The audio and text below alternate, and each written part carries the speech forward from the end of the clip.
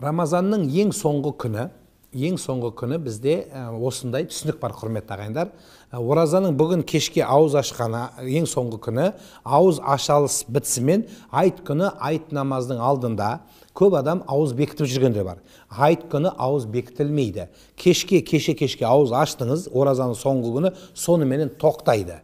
Тек қана кейбір адамдардың шатасып жүргені, ерте айт намазына баратын адам, екі айтты алатын болса, құрбан айт пен ораза айтты тәтті тамақ жеп баруы керек. Соны көрген адамдарымыз ерте айт намаз ерте оқылады ғой. Тәтті тамақ жегенін көріп, күнделікті әдет сияқты сәресі деп ойлап, сәресін ішіп жүрген апа-аталарымыз бар, мұсылмандар бар. Бұл қателік ағайындар. Кешке ауыз ашылады соңғы күні, сонымен тоқтайды. Айттан кейін ұсталатын ораза, айт күндері ораза ұстауға болмайды. Бұл күнә болып есептеледі. Айттың бірінші күні бұл бірінші үкім. Ары қарай енді біздің халқымыз 3 күн тойлаған, сондықтан кейінірек Шәуәл күндері жалғасады.